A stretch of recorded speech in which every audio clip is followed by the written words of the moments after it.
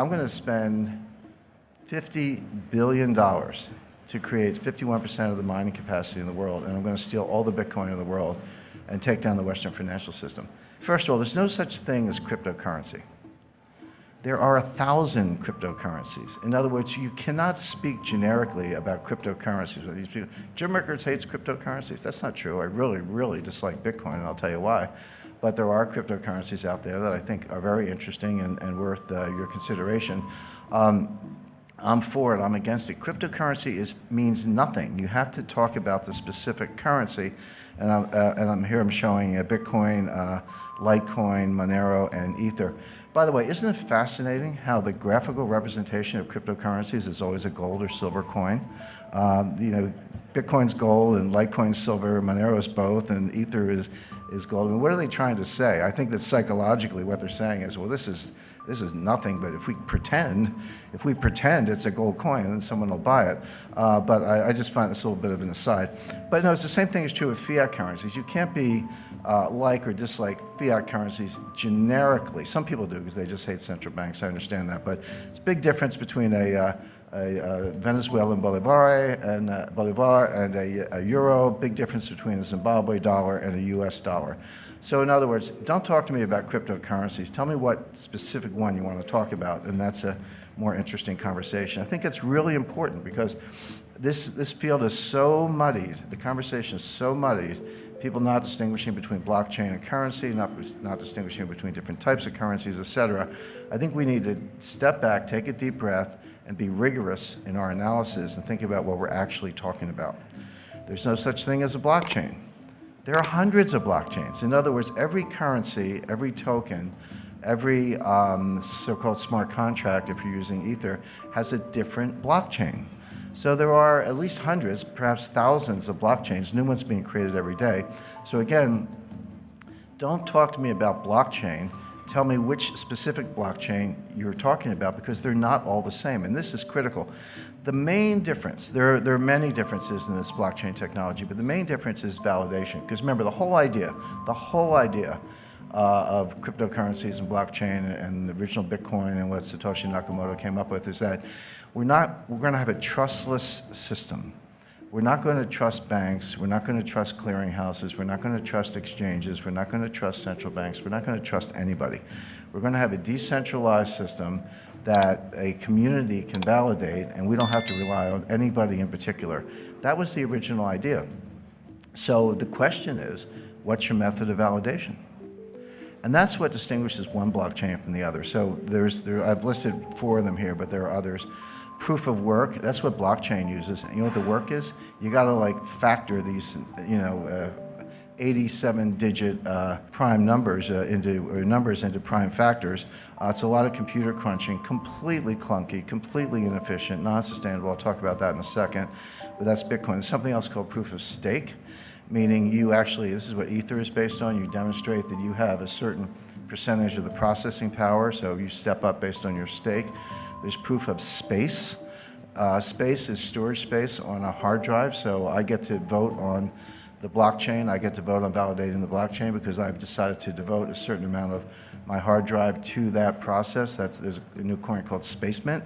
And then there's the Byzantine Agreement, or Byzantine Agreement. There's a version of that called the Federated Byzantine Agreement, which I personally think is the best, much more robust to some of the problems we're talking about, and there are others. But the point is, don't talk about blockchain. Say, okay, what's your governance model? What's your validation model, et cetera? And then ask yourself, is that sustainable? Is that robust?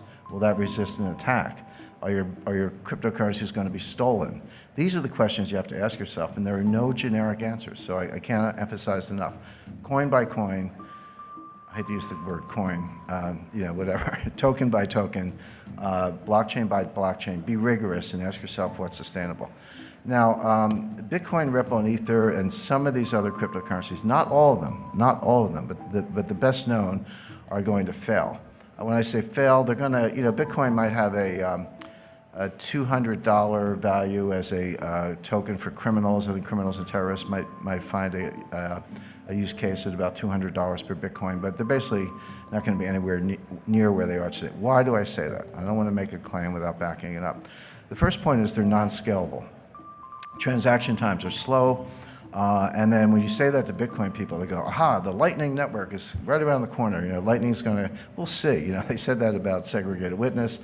They said that about some of these other solutions. They don't seem to get community support. They keep forking the Bitcoin, meaning one day you wake up and there's 2 blockchains instead of 1, or whatever happened to that whole idea that we weren't going to have inflation and we weren't going to pull new cryptos out of thin air. But these solutions, you have to understand what the solution is. So what they're saying is nobody has a solution for the inherent slowness, clunkiness, non-scalability of the original Bitcoin blockchain. There's no solution for that. So when you hear about solutions, what are they? Well, what they're saying is take a bunch of transactions offline. So everybody in the room could form a group, or let's say every coffee shop in Brooklyn, New York, every coffee shop in Vancouver could form a group. And all the people who want to buy coffee would join that group. And we would agree, so we're in our own little bubble over here, and we would agree that all of our Bitcoin transactions among each other don't go on the blockchain. They just get settled in this sort of separate cloud over here, and then we net them out. So, I pay you 5 Bitcoin, and you pay the person next to you 4, and he pays the lady in the back of the room 10, and she pays me 7, and we net it out, and then periodically, and it could be daily, weekly, monthly, or whatever, we net all this stuff out, and then we take that net and we put that on the blockchain, so that the amount of transactions that have to go on the blockchain is greatly reduced. That's true. But what are we doing? We've created our own network. I got to trust the coffee shops. How do I know they're not going to steal my money? In other words, it's only a solution because you're completely negating the original idea. Well, sure, if you want to tear up the original idea and start over, that's fine, but don't tell me you're adhering to the idea of a decentralized trustless network, because you're not. All you've done is create another network. Somebody, I get trolled on Twitter all the time. People tell me I'm an idiot and I don't know technology and all that stuff. And then my more sour moods, I tell them I was coding before they were born. But as far as some of these things are concerned, somebody said, well, you don't understand payment channels, and I actually do. And I said, yeah, I understand payment channels. We had those in the 50s. They were called party lines, which is, you pick up the phone and someone's talking. You got to ask them to get off the phone so you could go. In other words, there was an AT&T network, at least in the United States, but other people could jump in on this little side thing. That's all it is. These are party lines. So that doesn't work. Non-sustainable. The energy usage to solve the problem and make the proof of work in Bitcoin is now greater than the annual energy output of Ireland. Imagine taking all the electricity used in Ireland in a year, and that's how much we have to use to crunch numbers. By the way, every applied mathematician will tell you that prime factoring is a trivial problem. It's like an uninteresting problem. But it takes a lot of computing power to do it because the numbers are so big and the possibilities are so great. So we're just wasting the entire electrical usage of Ireland. In a few years, it's going to be the entire electrical usage of Japan. Who in this room thinks that governments are going to allow Bitcoin miners to use as much electricity in a year as the entire country of Japan, the 3rd largest economy in the world? That's not going to happen. It's not going to happen. It's not very green. It's completely wasteful. In other words, it can't happen. So that's why I say it's non-sustainable. It's going to hit a wall. Non-regulated, I don't have to remind you of all the frauds, new ones popping up every day. It's not just exchanges. Exchanges are, how do exchanges work? I want to go to a Bitcoin exchange. Well, you got to go in, you got to open an account, just like Merrill Lynch or Charles Schwab, right? So, or Toronto Dominion. So you give me your name, your address, your social security number, your bank wire information, give them all that information, and then send them dollars. And they say, okay, you got some Bitcoin, here's your confirmation. Really? How do I know you didn't just take my dollars and send me a phony baloney confirmation? How do I know you're not, a Ponzi? You're using new money to pay off the old money. How do I know you're not Bernie Madoff with a computer engineering degree? How do I know you're not a bucket shop? How do I know any of those things? The answer is you don't. So good luck with that. Not to mention Bitcoin whales. They estimate there are 1,000 people who control 40% of the Bitcoin. Now you got millennials buying, 1/100th of a Bitcoin for, $10 or whatever the math is. $100. But you got these, I call them the whales, these 1,000 people who have 40% of all the Bitcoin. You don't think they have a big vested interest in keeping the price up? And you don't think they wash trade, do wash sales? So A sells to B for 10,000, B sells back for 11,000, A sells back for 12,000, B sells back for 13,000. This is called painting the tape. It's the oldest trick in the book. And there's no profit and loss because we're selling the same Bitcoin back and forth. But what we are doing is creating a ticker that gets the millennials, I shouldn't pick up millennials, 3 millennial children, but gets people all over the world, maybe a garage mechanic in South Korea took out a home equity loan or hawked his inventory, put his entire life savings into Bitcoin, and has now been wiped out and is desperate and suicidal. That's what's going on. It's basically rich people stealing from the poor. Not a good business model, in my view. And then finally, there's no use case other than criminals, terrorists, or tax evaders. Why is Bitcoin better than Visa unless you're a criminal? Now, if you're a criminal, I get it. If you're buying child pornography, you want to use the dark web and use some cryptos and all that. And if you try doing that with Visa, you'll probably get a call from the FBI. So I understand why it's good for criminals. But if you're not a criminal, if you're not a tax evader, if you're not buying child pornography, if you're not an arms dealer, if you're not a terrorist, then why is Bitcoin better than Visa? There's really no use case for it other than crime. And then it's not elastic. And this is important because there's a finite number of Bitcoins, 21 million Bitcoin. They're getting closer to that level every day. And everyone's like, this is a good thing because, you know, the problem with central banks is they print all this money and we're going to have inflation. By the way, we haven't had any inflation for the last 8 years. Separate issue. I'll come to that if we don't run out of time.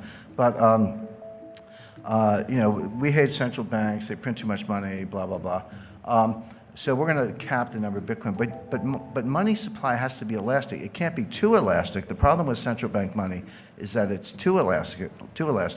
The reason, by the way, gold is such a good form of money is that it grows slowly. It grows at about the tempo of world growth. It grows at about the tempo of population growth. Not exactly, but close enough that it's the best form of money anyone's ever discovered. But the problem with Bitcoin, when you hit a hard stop, which they will, and the economy keeps growing, but you want to back it with Bitcoin, so here's your money supply and here's your economy, that's inherently deflationary, right? Because each Bitcoin's got to support more and more growth, meaning your Bitcoin is worth more in theory, but the problem is you never get there. Why? Because if you have a deflationary currency, there's no bond market.